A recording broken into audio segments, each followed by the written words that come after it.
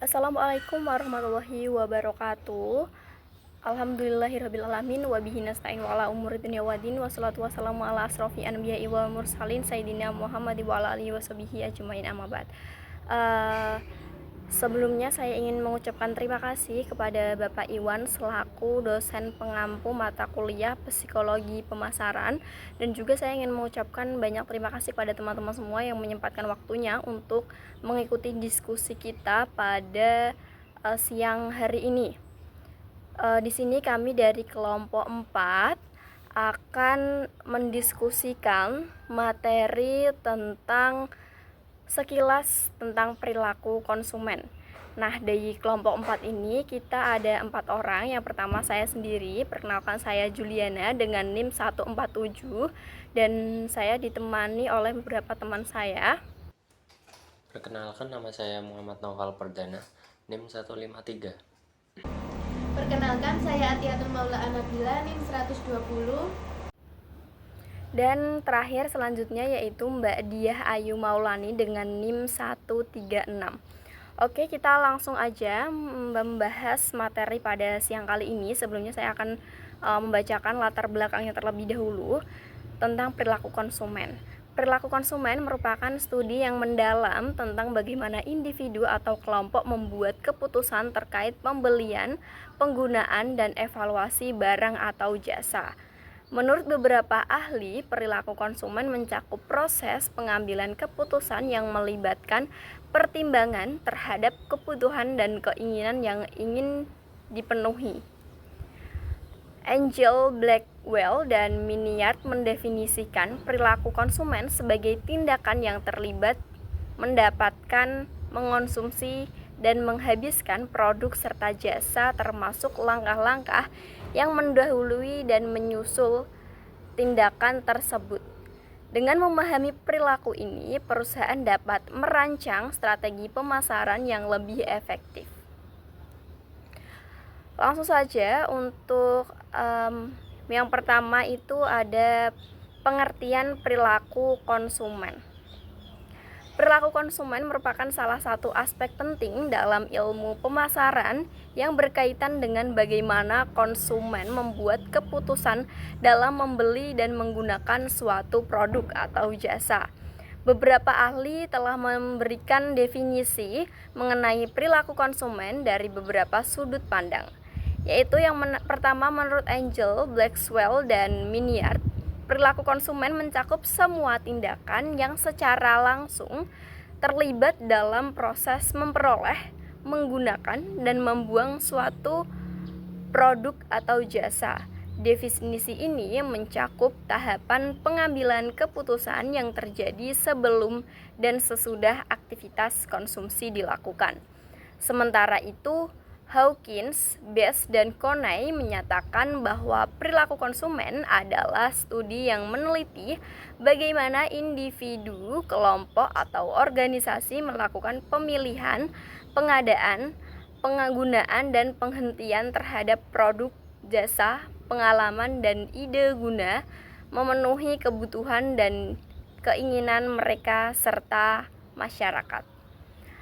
Adapun Schiffman dan Canuck, perilaku konsumen merupakan studi yang menganalisis bagaimana seseorang memutuskan untuk membelanjakan sumber daya yang dimiliki, seperti waktu, uang, dan usaha, guna memperoleh barang atau jasa yang akan dikonsumsi.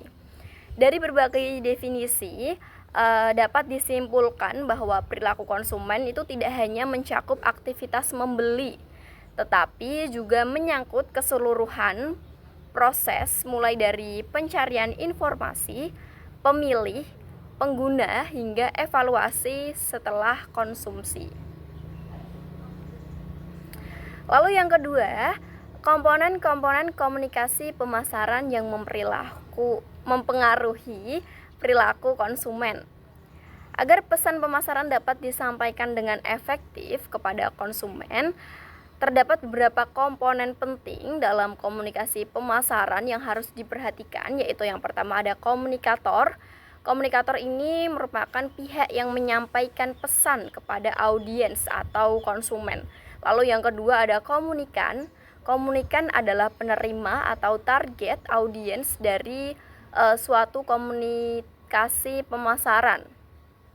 Yang ketiga ada pesan. Pesan ini merupakan inti informasi atau maksud yang ingin disampaikan oleh komunikator kepada konsumen. Dan yang keempat ada media. Media adalah saluran yang digunakan untuk menyampaikan pesan. Itu bisa berupa media cetak, elektronik, internet, ataupun media sosial. Yang kelima ada hambatan. Hambatan adalah segala bentuk gangguan yang mengurangi efektivitas komunikasi seperti ketidaksesuaian bahasa, ketidakjelasan pesan atau ketidakjelasan dalam penyampaian ya. Lalu juga atau bisa persepsi yang salah. Dan yang keenam adalah tujuan. Tujuan ini dalam komunikasi pemasaran adalah agar konsumen tuh memahami dan terdorong untuk membeli produk yang ditawarkan.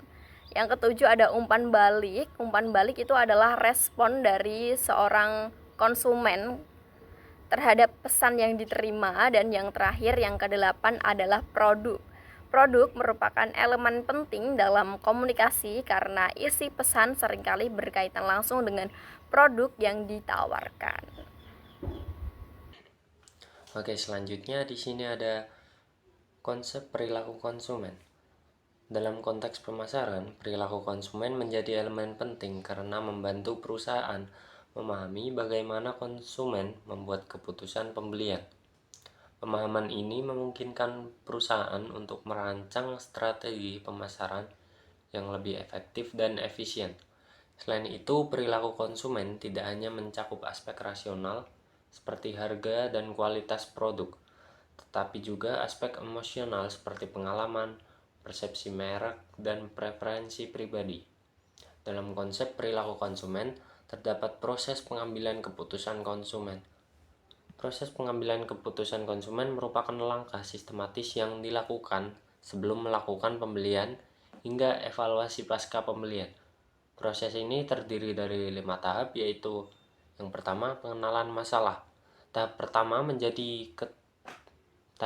terjadi ketika konsumen menyadari adanya kebutuhan atau masalah yang harus dipenuhi.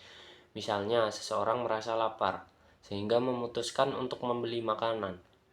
Pengenalan masalah ini dapat dipicu oleh rangsangan internal seperti rasa lapar maupun eksternal seperti melihat iklan makanan. Yang kedua, ada pencarian informasi. Setelah mengenali masalahnya, konsumen mulai mencari informasi tentang produk atau jasa yang dapat memenuhi kebutuhan tersebut. Informasi dapat diperoleh dari berbagai sumber seperti yang pertama, sumber pribadi seperti dari keluarga atau teman. Yang kedua, sumber komersial seperti iklan atau brosur. Yang ketiga, sumber publik seperti ulasan online atau pengalaman langsung seperti uji coba produk. Yang ketiga, ada evaluasi alternatif. Pada tahap ini, konsumen membandingkan berbagai pilihan berdasarkan kriteria tertentu seperti harga, kualitas produk, merek, atau manfaat yang lain. Proses evaluasi ini sangat dipengaruhi oleh preferensi pribadi serta persepsi terhadap nilai suatu produk. Yang keempat, keputusan pembelian. Setelah mengevaluasi alternatif yang ada, konsumen membuat keputusan akhir untuk membeli produk tertentu. Namun demikian, keputusan ini dapat dipengaruhi oleh faktor situasional seperti ketersediaan stok atau rekomendasi orang lain. Yang kelima, ada perilaku pasca pembelian. Tahap terakhir melibatkan evaluasi terhadap kepuasan atau ketidakpuasan setelah menggunakan produk tersebut. Jika konsumen merasa puas dengan pembeliannya, kemungkinan besar mereka akan melakukan pembelian ulang. Sebaliknya, jika tidak puas, maka mereka mungkin akan beralih ke merek lain. Oke, selanjutnya di sini saya akan menjelaskan faktor yang mengaruhi perilaku konsumen. Ada beragam faktor yang mengaruhi perilaku konsumen dalam melakukan pembelian. Menurut Kotler, dan Armstrong tahun 2018, terkandung 4 faktor yang mengaruhi perilaku konsumen dalam pembelian suatu produk. Dan yang pertama ada dari faktor kebudayaan. Dan faktor kebudayaan sendiri dibagi menjadi 3 bagian. Yang pertama ada budaya, kedua subbudaya, dan yang ketiga ada kelas sosial. Untuk budaya adalah penyebab mendasar keinginan dan perilaku seseorang yang paling mendasar. Pemasar selalu berusaha mengenali pergeseran budaya untuk menemukan produk baru yang diinginkan. Yang kedua ada subbudaya. Subbudaya itu termasuk kewarganegaraan, keyakinan, kelompok rasial, dan daerah geografis. Aneka subbudaya menghasilkan kelompok pasar yang penting, dan penyediaan jasa biasanya mendesain produk dan strategi pemasaran yang diselaraskan dengan kebutuhan konsumennya. Dan yang ketiga ada kelas sosial. Kelas sosial tidak hanya diukur oleh satu aspek saja, seperti penghasilan, namun diukur sebagai perpaduan dari mata pencaharian, penghasilan, pendidikan, aset, dan lain-lain. Yang kedua ada faktor sosial. Untuk faktor sosial ada dibagi menjadi tiga, yaitu yang pertama ada kelompok acuan atau referensi grup, yang kedua ada keluarga atau family, dan yang ketiga ada peran sosial dan status atau roles and status. Dan yang pertama untuk kelompok acuan atau referensi grup, yaitu seluruh kelompok yang mempunyai dampak langsung atau pengaruh langsung maupun yang dampak tidak langsung atau pengaruh tidak langsung terhadap perilaku pembelian individu. Untuk dampak langsung itu seperti tatap muka langsung kepada teman, kolega, atau yang lain. Dan kalau untuk pengaruh tidak langsung itu seperti public figure atau art celebrity atau public figure lainnya. Dan yang kedua ada keluarga atau family, yaitu sistem pembelian konsumen yang sangat utama dalam masyarakat, dan anggota keluarga memerankan kelompok acuan pokok yang sangat berpengaruh. Terdapat 2 keluarga dalam kehidupan konsumen, yakni keluarga orientasi atau family of orientation, mencakup orang tua dan saudara kandung. Dan yang kedua ada keluarga prokreasi atau family of procreation, atau mencakup suami atau istri dan anak-anak. Dan yang ketiga ada peran sosial dan status atau roles and status, yaitu seseorang berperan serta pada berbagai kelompok, keluarga, dan organisasi. Untuk kelompok senantiasa sebagai sumber informasi utama dalam berkontribusi menjelaskan norma perilaku. Kita bisa menentukan kedudukan seseorang individu dalam suatu kelompok di mana ia menjadi anggota peran dan status. Selanjutnya yang ketiga ada faktor pribadi. Faktor pribadi dibagi menjadi 4. Yang pertama adalah usia dan tahap siklus, yang kedua ada pekerjaan dan lingkungan ekonomi, yang ketiga ada gaya hidup, dan yang terakhir ada kepribadian dan konsep diri.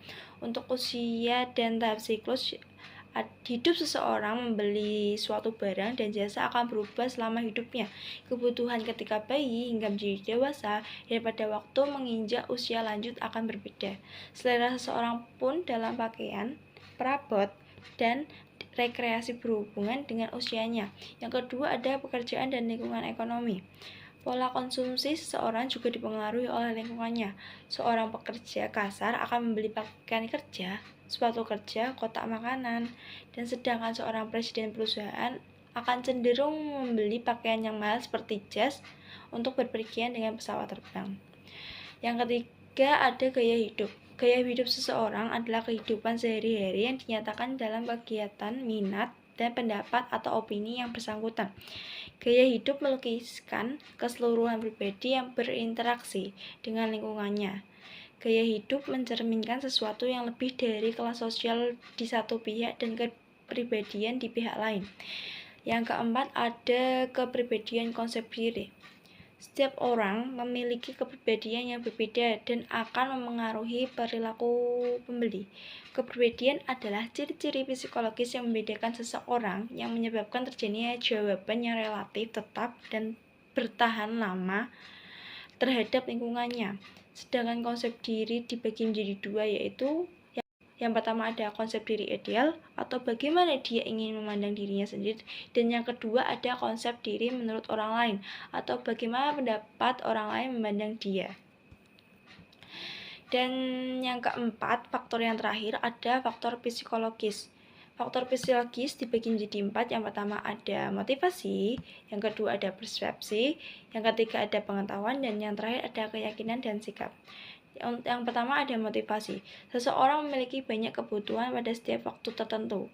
Sebagian kebutuhan bersifat biogenik, yaitu kebutuhan yang berasal dari keadaan psikologi yang berkaitan dengan tensi atau ketegangan, seperti lapar, haus, dan tidak senang. Selanjutnya, yang kedua ada kebutuhan lain yang bersifat psikogenik. Kebutuhan yang demikian berasal dari keadaan psikologis yang berkaitan dengan tensi, seperti kebutuhan akan pengakuan, penghargaan, atau rasa kepemilikan. Sebagian besar kebutuhan psikogenik tidak cukup kuat untuk memotivasi orang tersebut untuk bertindak secara langsung. Suatu kebutuhan menjadi motif bila telah mencapai tingkat intensitas yang memadai. Motif dan dorongan adalah kebutuhan yang cukup untuk mendorong seseorang agar bertindak. Dan yang kedua ada persepsi. Seseorang yang termotivasi akan siap bertindak. Bagaimana orang yang termotivasi tersebut akan benar-benar bertindak dipengaruhi persepsinya mengenai situasi tertentu. Dan yang ketiga ada pengetahuan. Ketika orang bertindak, maka belajar. Pengetahuan menggambarkan perubahan dalam perilaku individu tertentu yang berasal dari pengalaman. Sebagian besar perilaku manusia dipelajari. Dan yang terakhir ada keyakinan dan sikap. Melalui bertindak dan belajar, orang-orang memperoleh keyakinan dan sikap. Kedua faktor ini kemudian mempengaruhi perilaku pembelian mereka. Tentu saja perusahaan sangat tertarik pada keyakinan yang dianut mengenai produk dan jasa mereka. Keyakinan ini membentuk citra produk dan merek, dan orang bertindak atas dasar citra ini. Bila sebagian keyakinan tersebut keliru dan menghambat pembelian, produsen akan meluncurkan kampanye untuk mengoreksi keyakinan ini. Jadi untuk keempat faktor tadi itu sangat pengaruh dalam memperoleh perilaku konsumen. Di sini saya akan menjelaskan materi yang keempat, yaitu implikasi perilaku konsumen dalam strategi pemasaran. Dalam strategi pemasaran, perilaku konsumen memiliki implikasi yang signifikan dalam perancangannya. Memahami tentang bagaimana konsumen berpikir, merasakan, dan bertindak dalam proses pembelian memungkinkan pemasar untuk membuat strategi yang lebih relevan dan menarik. Terdapat 4 implikasi perilaku konsumen dalam strategi pemasaran. Yang pertama, implikasi pemahaman kebutuhan dan keinginan konsumen. Yang kedua, implikasi strategi segmentasi, targeting, dan positioning. Yang ketiga, implikasi motivasi dan proses keputusan pembelian. Dan yang keempat, implikasi peran teknologi dan digital marketing. Yang pertama, implikasi pemahaman kebutuhan dan keinginan konsumen. Menurut Kotler dan Keller, memahami kebutuhan dan keinginan konsumen merupakan fondasi dalam membangun strategi pemasaran yang sukses. Konsumen itu dipengaruhi oleh berbagai faktor seperti psikologi, sosial, budaya, dan pribadi dalam mengambil keputusan pembelian. Oleh karena itu, perusahaan perlu menganalisis preferensi, motivasi, serta pola konsumsi konsumen.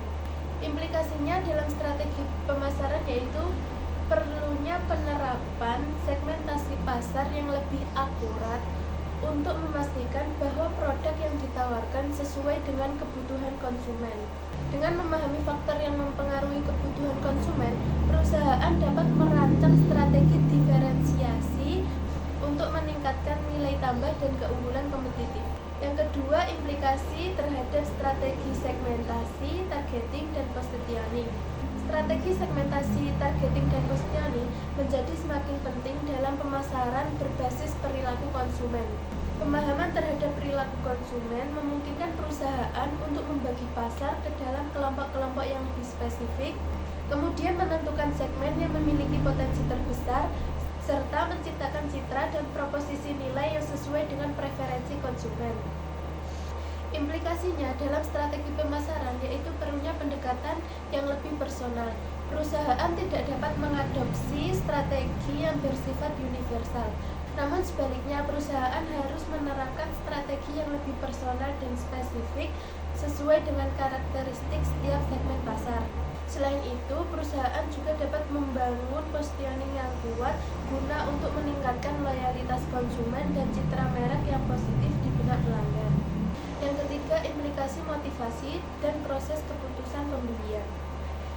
Motivasi konsumen dalam melakukan proses pembelian memiliki dampak langsung dalam efektivitas strategi pemasaran. Menurut Schiffman, keputusan pembelian itu dipengaruhi oleh kombinasi antara kebutuhan dasar, faktor emosional, serta pengaruh eksternal seperti rekomendasi sosial dari teman-teman maupun dari teman-teman online. Implikasinya dalam strategi pemasaran yaitu komunikasi pemasaran harus dapat menggugah emosi dan relevan dengan gaya hidup konsumen, serta pentingnya ulasan dan testimoni pelanggan lain dalam mengevaluasi suatu produk. Dan yang keempat yaitu implikasi peran teknologi dan digital marketing. Perkembangan teknologi digital saat ini telah mengubah cara konsumen berinteraksi dengan merek dan mempengaruhi pola perilaku pembelian mereka. Saat ini, konsumen semakin bergantung pada media sosial, ulasan daring, serta pengalaman pelanggan digital dalam mengambil keputusan pembelian. Implikasinya dalam strategi pemasaran yaitu perusahaan harus mengadopsi pemasaran digital yang aktif seperti Search Engine Optimization atau SEO untuk meningkatkan visitabilitas merek di mesin pencari. Nah, untuk selanjutnya saya akan menyampaikan kesimpulannya. Psikologi pemasaran memainkan peranan penting dalam memahami perilaku konsumen dan bagaimana mereka merespons strategi pemasaran dengan memanfaatkan prinsip-prinsip psikologi seperti persepsi, motivasi, dan pembentukan sikap. Pemasar dapat menciptakan pendekatan yang lebih efektif dalam menarik perhatian dan membujuk konsumen. Faktor-faktor seperti emosi, pengalaman masa lalu, dan mempengaruhi sosial juga sangat mempengaruhi keputusan pembelian konsumen. Strategi pemasaran yang dirancang berdasarkan pendekatan psikologi mampu menciptakan hubungan yang lebih baik dalam antara konsumen dan merek. Penggunaan warna, bentuk kemasan, cerita dalam iklan, hingga penyampaian pesan sangat menentukan daya tarik suatu produk. Di samping itu, pemahaman terhadap segmentasi pasar berdasarkan perilaku konsumen juga membentuk perusahaan dalam menentukan target yang tepat untuk meningkatkan efisiensi promosi. Dengan demikian, integrasi antara psikologi dan pemasaran menjadi landasan penting dalam membangun strategi bisnis yang berkelanjutan. Perusahaan yang mampu memahami kebutuhan dan keinginan konsumen secara mendalam melalui pendekatan psikologi akan lebih mampu menciptakan loyalitas pelanggan dan menghadapi persaingan pasar yang semakin kompetitif. Mungkin itu saja yang dapat kami sampaikan dari kelompok 4, kurang lebihnya mohon maaf. Wassalamualaikum warahmatullahi wabarakatuh.